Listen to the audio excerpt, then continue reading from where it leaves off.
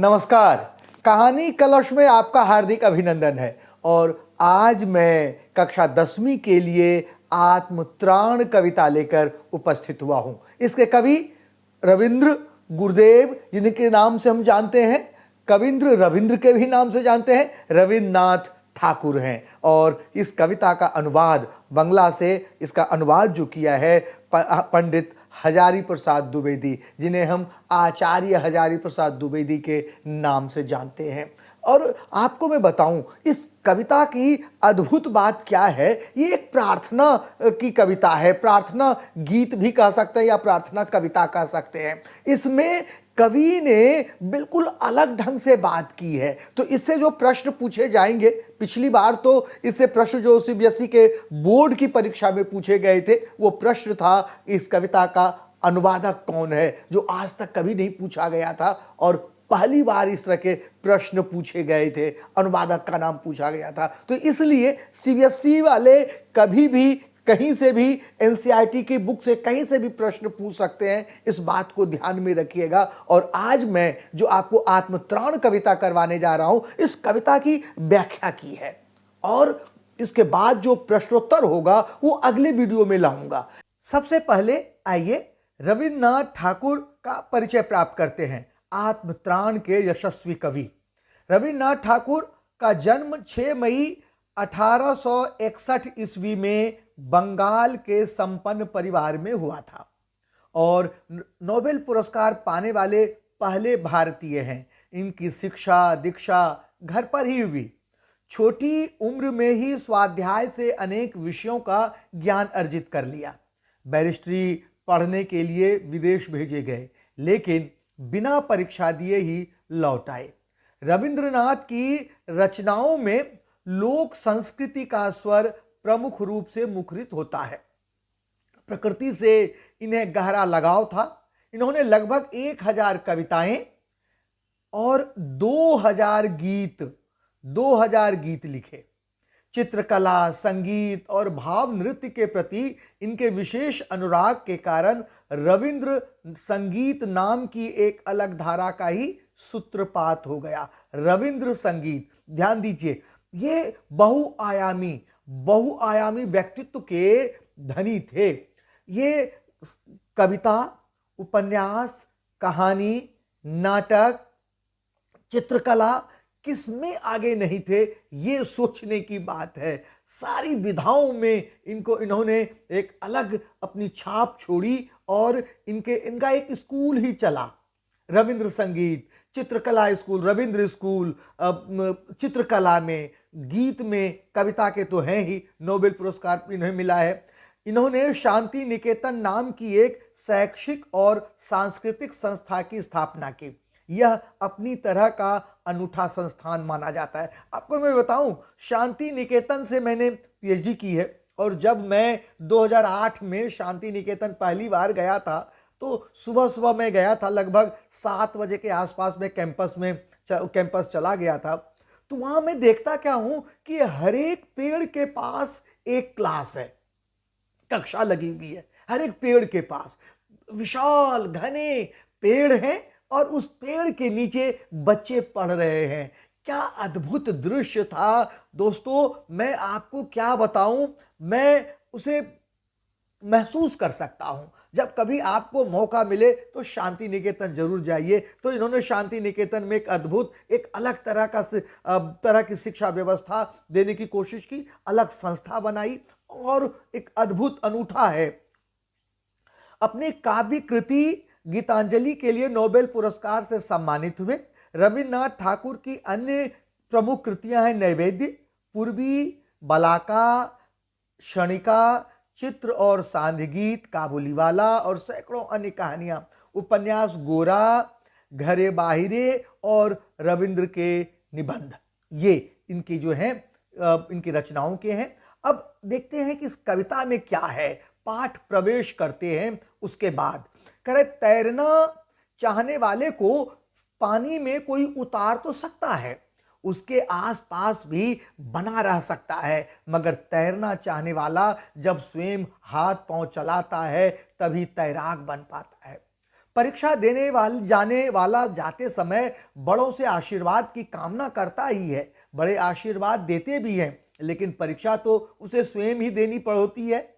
इसी तरह जब दो पहलवान कुश्ती लड़ते हैं तब उनका उत्साह तो सभी दर्शक बढ़ाते हैं, इससे उनका मनोबल भी बढ़ता है, मगर कुश्ती तो उन्हें खुद ही लड़नी पड़ती है। प्रस्तुत पाठ में कवि गुरुदेव मानते हैं कि प्रभु में सब कुछ कर देने की शक्ति है, संभावना है, सामर्थ्य है, फिर भी वह यह कतई नहीं चाहते कि वही सब कुछ कर दे।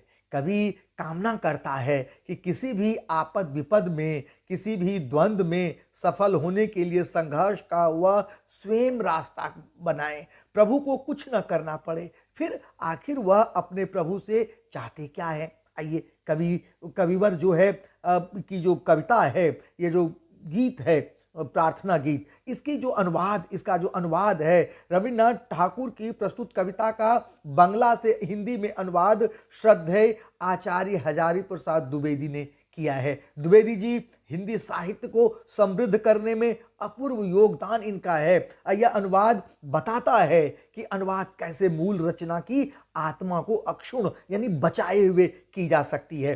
ध्यान दीजिए, इस बार का जो प्रश्न था, एग्जाम था और बोर्ड की परीक्षा, पहली बार इस तरह का प्रश्न पूछा गया था कि इस कविता का अनुवादक कौन है, और उसमें ऑप्शंस दिए थे बहुविकल्पीय प्रश्न में जो अलग से होता है। देखिए प्रश्न किस तरह के होते हैं, एक काव्यांश दिया होता है, उससे 5 बहुविकल्पीय प्रश्न पूछे जाते हैं, 2 बहुविकल्पीय प्रश्न अन्य होते हैं जो भिन्न भिन्न कविताओं से प्रश्न होते हैं। तो उसमें भिन्न भिन्न जो थे 2 प्रश्न जो थे, उनमें से एक प्रश्न था कि आत्मत्राण कविता का अनुवादक कौन है। ये तो ध्यान दीजिएगा, अनुवादक का भी ध्यान रखना है। सीबीएसई की परीक्षा है, उसमें कहीं से भी कुछ भी प्रश्न आपसे पूछा जा सकता है, इसलिए इन सारी बातों का आप ध्यान रखिएगा। और एक बात और, कई बार वैसे तो साइंस में और मैथ्स वाले ये कहते हैं, एसएसटी वाले भी कहते हैं, हिंदी से मैं भी यही कहना चाहता हूं कि एनसीईआरटी की किताब जो है बाइबल की तरह है। उसे कहीं पर भी, चाहे पाठ प्रवेश हो या चाहे जीवनी हो, आप एक बार उसे जरूर पढ़ लीजिए। हो सकता है कि यहां से भी प्रश्न आपसे पूछा जा सकता है, प्रश्न पूछे। तो आइए सबसे पहले हम कविता करते हैं। कविता है आत्मत्राण, आत्मरक्षा। आत्मत्राण क्या हुआ? आत्मरक्षा। और आत्मरक्षा, विपदाओं से मुझे बचाओ, यह मेरी प्रार्थना नहीं। विपदाओं यानी मुसीबतों से मुझे बचाओ, ये मैं तुमसे प्रार्थना नहीं करता, केवल इतना हो करुणा में कभी न पाऊं विपदा में भय। लेकिन हे ईश्वर, इतना करना, इतनी सी कृपा करना कि मैं कभी भी मुसीबतों से घबराऊं नहीं। मैं तुमसे ये नहीं कहता विपदाओं से मुझे बचाओ, यह मेरी प्रार्थना नहीं, केवल इतना हो करुणा में कभी न पाऊं विपदा में भय, कभी न विपदा में पाऊं भय। इस तरह से पंक्ति है। कभी कहता क्या है? कभी कहता है, हे प्रभु, मेरी आपसे यह प्रार्थना है कि मुसीबतों से आप मुझे बचाएं। ये मैं प्रार्थना नहीं कर रहा, मेरी रक्षा करें ये भी नहीं कह रहा। मैं कह रहा हूं कि मैं तो केवल इतना चाहता हूं कि जब कभी भी मुझ पर कोई विपत्ति आए तो मैं बिना डरे उसका सामना कर सकूं। ये कभी न विपदा में पाऊं भय, विपदा से मैं कभी न घबराऊं, कभी डरूं नहीं। दुख ताप से व्यथित चित्त को न दो सांत्वना, नहीं सही, पर इतना होवे करुणा में दुख को मैं कर सकूं सदा जय।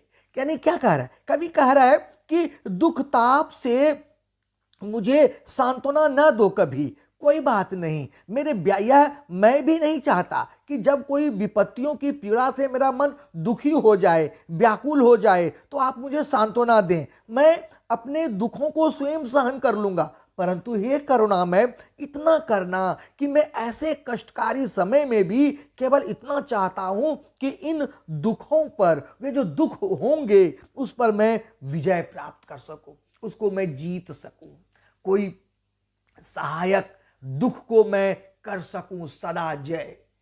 कोई कहीं सहायक न मिले तो अपना बल पौरुष ना हिले। कोई सहायक ना मिले तो कोई भी हमारा मेरा बल पौरुष जो है वह हिले ना। हानि उठानी पड़े जगत में, लाभ अगर वंचना रही तो भी मन में ना मानुष है। कभी क्या कहता है, कभी कहता है कि हे करुणामय, मैं ऐसे कष्टकारी समय में भी केवल इतना चाहता हूं कि उन दुखों पर मैं विजय प्राप्त कर सकूं, आप मुझ में इतनी शक्ति दें। और क्या कह रहा है, कभी कह रहा है कि कभी प्रभु से, हे प्रभु, यदि जब मैं कभी मेरे जीवन में मुसीबत आए और मुसीबत के समय मेरी सहायता करने वाला कोई ना हो, अर्थात क्या कहता है कि कोई भी मेरा सहारा ना बने, तब भी मेरी प्रार्थना है कि अपना बल पौरुष जो है, मेरी शक्ति और पराक्रम जो है वह न डगमगाए, कभी न हिले, पराक्रम बना रहे, विश्वास बना रहे। हानि उठानी पड़े जगत में, लाभ अगर वंचना रही तब भी, तो भी मन में ना मानुष है। क्या कह रहे, आत्मविश्वास न डगमगाए। यदि कभी संसार में मुझे किसी भी चीज की हानि हो, लाभ प्राप्त न हो सके, कभी किसी प्रकार का धोखा हो, तो भी मेरे मन में नुकसान के प्रति कोई पश्चाताप ना हो, ग्लानि ना हो, कोई ऐसी चीज ना हो, लेकिन बस इतना हो करुणामय, मेरा त्राण करो निस दिन। मैं ये चाहता हूं कि हे प्रभु, हाँ, एक बार फिर से सुनिए, कह रहा कि हानि उठानी पड़े जगत में, लाभ अगर वंचना रही तो भी मन में ना मानुष है, मेरा त्राण करो अनुदिन। तुम मेरी यह प्रार्थना नहीं, मेरी रक्षा करो रोज। मैं ये आपसे यह प्रार्थना नहीं करता, पर इतना हो करुणा, लेकिन इतना हो करुणामय, इतना हो बे कि तरने की हो शक्ति अनामय। किसी न किसी संकट से मुक्ति दिलाते रहो, परंतु हे करुणामय, मुझे रोग रहित रखना, यानी किसी भी प्रकार की क्षय बीमारी ना हो, अनामय मैं बना रहा हूं, निरोग बना रहा हूं। मेरा भार अगर लघु करके न दो सांत्वना नहीं सही। कह रहे कि मेरा भार अगर लघु करके, कम करके सांत्वना न दो, ढाढ़स न दिलवाओ, तब भी कोई बात नहीं, लेकिन केवल इतना रखना अनुनय, इतनी सी कृपा रखना, वहन कर सकूं इसको निर्भय, इसे मैं वहन कर सकूं, सहन कर सकूं निर्भय, बिना किसी भय के मैं इसे सह सकूं, स्वस्थ रह कर सह सकूं, मैं अपनी शक्ति को बनाए रख सकूं और उस ताकत के सहारे भवसागर पार कर जाऊं। मैं यह भी नहीं चाहता कि मेरे कष्टों के भार को तुम कम करो। क्या कह रहे, केवल इतना हो करुणा मैं बहन कर सकूं इसे निर्भय, नतशिर होकर सुख के दिन में। क्या कह रहा है, कभी कह रहा है कि मैं नहीं चाहता, क्या नहीं चाहता, कभी कह रहा है कि मेरा भार अगर लघु करके न दो सांत्वना नहीं सही, मेरा भार जो है, मेरे कष्टों को कम कर दो, तब भी मेरी सांत्वना मत दो, कोई बात नहीं। मैं तो केवल इतना चाहता हूं कि जीवन में आने वाली सभी मुसीबतों का मैं डटकर, निर्भय, बिना डरे इसका सामना कर सकूं, और न तो शिर होकर सुख के दिन में, जब मेरे अच्छे दिन हो तो सुख के दिनों में भी, हे प्रभु, मेरी तुमसे निवेदन है, मेरी कामना है कि जब कभी मेरे जीवन में सुख के दिन हो, न तो शिर होकर सुख के दिन में, तब मुख पहचानूं छिन छिन में, दुख रात्रि में करे वंचना, मेरी जिस दिन निखिल मही, उस दिन ऐसा हो करुणामय, तुम पर करूं नहीं संशय। क्या कह रहा है, कवि कह रहा है कि हे प्रभु, मेरी आपसे यह कामना है कि जब कभी मेरे जीवन में सुखों के दिनों का आगमन हो, सुख के दिन आए, तब भी मेरे अंदर अहंकार ना हो, मैं आप पर इतनी ही अपनी आस्था बनाए रखूं। और क्या कह रहा है, तो हर दिन एक एक पल मैं आपका स्मरण करता रहूं, एक क्षण के लिए भी आपको ना मैं विस्मृत करूं, भुलाऊं नहीं। या ये नहीं कि आमतौर पर क्या होता है कि जब हमारे अच्छे दिन होते हैं, जब हमारे सुख के दिन होते हैं, तो हम प्रभु को, परमपिता को भूल जाते हैं, और थोड़े से कष्ट के दिन होते हैं तो हम परमपिता पर, ईश्वर पर संदेह करने लगते हैं। उन्हें ही अनाप शनाप हम बोलना शुरू कर देते हैं कि जो कुछ हो रहा है आपके कारण हो रहा है, आप है नहीं, आप कृपा नहीं कर रहे, आप मुझसे ये है वो है। इस तरह से हम अपने प्रभु को, अपने ईश्वर को ही बोलने लगते हैं, उनको उलाहना देने लगते हैं। एक तरह से कह सकते हैं कि लेकिन कवि क्या कह रहा है? कवि कह रहा है कि सुख के दिन में भी मैं आपको पहचानता रहूं, कभी भी ऐसा ना, हर क्षण आपको मैं पहचानूं। दुख रात्रि में करे वंचना मेरी जिस दिन निखिल मई, पूरा संसार, पूरी पृथ्वी जो है मेरे जो है दुखों का धोखा दे दे, मुझे धोखा में मिले, तब भी मेरे मन में आपके प्रति कोई संदेह ना हो। क्या कर, दुख से भरी रातों में भी चाहे संपूर्ण सृष्टि से मुझे धोखा मिले, उसके बाद भी मैं आप पर अविश्वास ना करूं। और कभी क्या कह रहा है कि मेरे मन में आपके प्रति कोई संदेह ही ना हो। यही बात है, अपने दुखों के लिए आपको दोषी न ठहराऊं। और हे प्रभु, हे करुणामय, मुझ पर ऐसी कृपा दृष्टि रखना, उस दिन ऐसा हो करुणामय, तुम पर करूं नहीं संशय। कह रहा है, हे प्रभु, हे करुणामय, मुझ पर ऐसी कृपा दृष्टि रखो कि मेरे मन में तुम्हारे प्रति आस्था और विश्वास सदैव बनी रहे। उस दिन ऐसा हो करुणामय, तुम पर करूं नहीं कुछ संशय, तुम पर कोई अविश्वास ना करूं, तुम में उतनी ही आस्था बनी रहे। जब दुखों का पहाड़ मुझ पर टूटा हो, पूरी पृथ्वी के लोग जो है मेरे साथ धोखा करे, दुख रात्रि में वंचना में करे वंचना मेरी जिस दिन निखिल मई, उस दिन भी मैं आप पर अविश्वास ना करूं। कभी यही कहना चाहता है। और एक बात मैं बताऊं, अनुवादक हजारी प्रसाद द्विवेदी जी, और एक बात मैं आपको बताऊं, इसमें कवि ने अन्य जो गीत हैं, प्रार्थना गीत हैं, उससे बिल्कुल भिन्न है। अन्य प्रार्थना गीत में हम आम तौर पर कहते हैं, प्रार्थना करते हैं कि हे ईश्वर, मुझ पर दुख न आए, मुझे कामयाबी दे दो, मैं ये कर लूं, मुझे ये प्राप्त हो जाए। लेकिन इसमें कवि क्या कहता है? कवि कहता है कि मैं ये नहीं कहता कि मुझे दुखों से बचाओ, मैं ये नहीं कहता कि मुझ पर मुसीबतें ना आए, हे ईश्वर, मुझे उससे लड़ने की शक्ति दे दो, मुझे पराक्रमी बना दो, मैं उससे निर्भय होकर लड़ सकूं। तो कवि का ये जो है अद्भुत प्रार्थना गीत है, प्रार्थना की कविता है। और इसके द्वारा इसके बाद जो प्रश्नोत्तर है, प्रश्नोत्तर जो कुछ है कि कविता में मुख्य क्या बातें हैं। कह रहा है कि आत्मत्राण कविता एक प्रार्थना गीत है। यह अन्य प्रार्थना गीतों से सर्वथा भिन्न है। इसमें कवि प्रभु से जीवन संघर्ष करने के लिए शक्ति की मांग करता है। वह यह नहीं कहता कि प्रभु ही सब कुछ कर दे, यद्यपि प्रभु सब कुछ कर देने के सामर्थ्यवान हैं, वे सब कुछ कर सकते हैं, लेकिन कवि ऐसी उनसे कामना नहीं करते हैं। कवि क्या कहता है? कवि कहता है कि हे ईश्वर, मुझे आप दुखों से लड़ने की शक्ति दीजिए।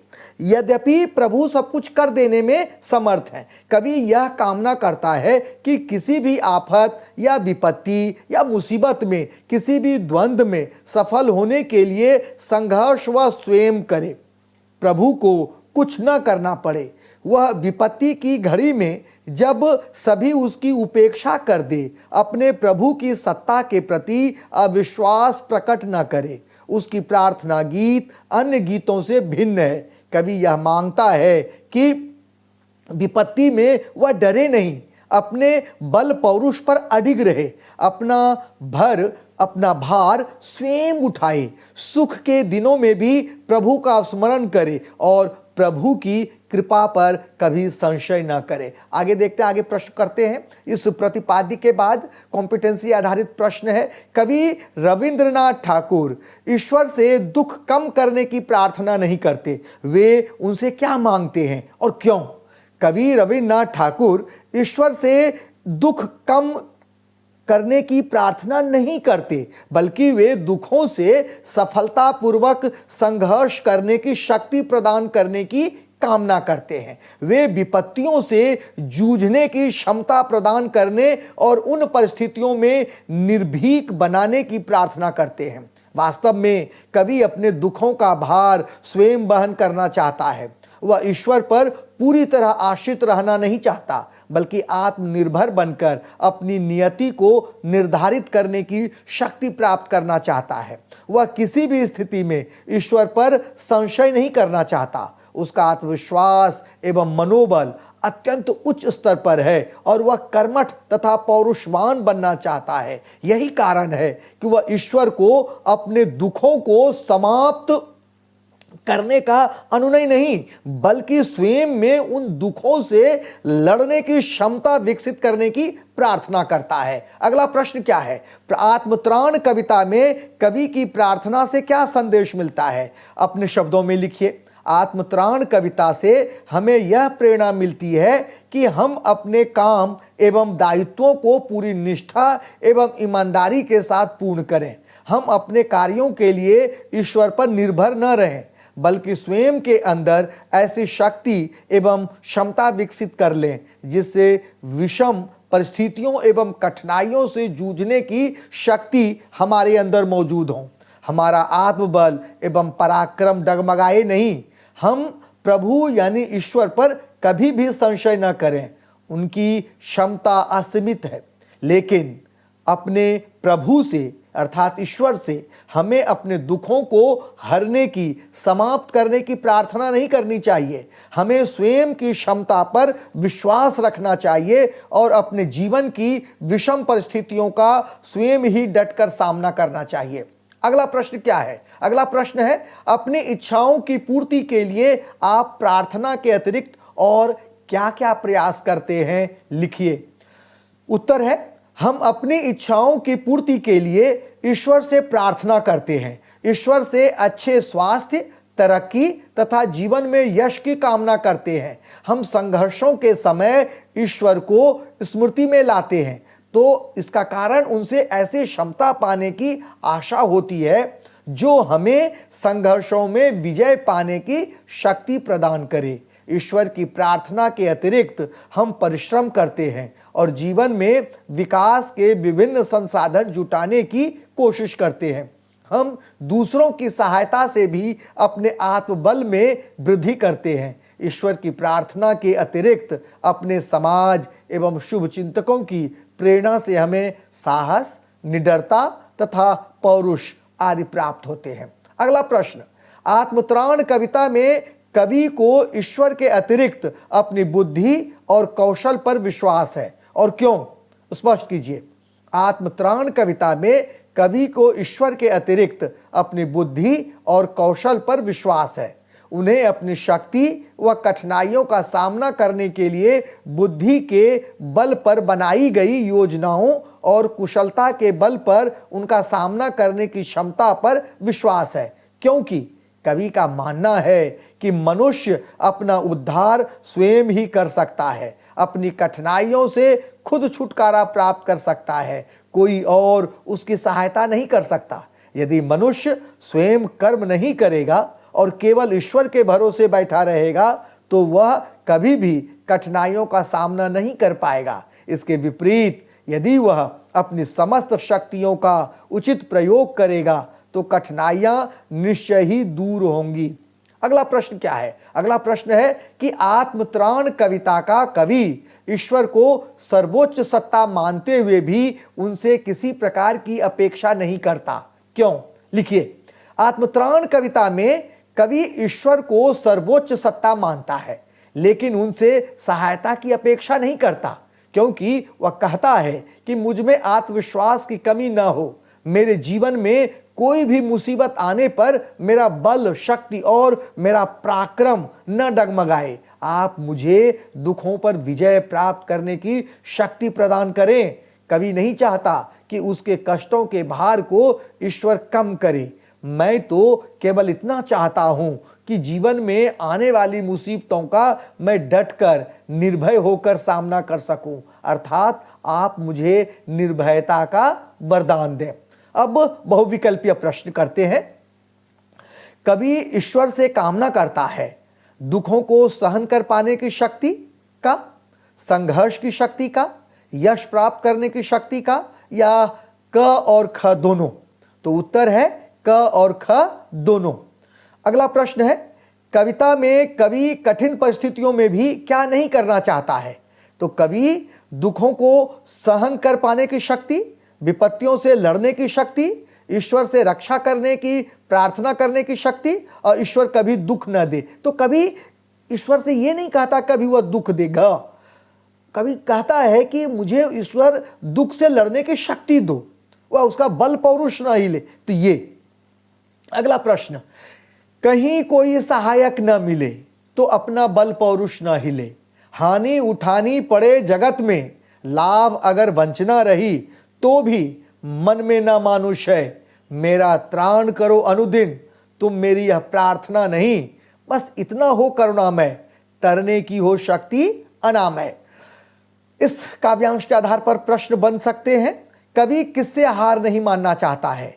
तो कवि मुसीबतों से, मन से, ईश्वर से, और ये क ख दोनों। तो उत्तर तो क और ख दोनों है, क्योंकि मुसीबतों से हार नहीं मानना चाहता है और मन से भी हार नहीं मानना चाहता है। तो घ उत्तर सही है। कवि करुणामय किसे कहता है?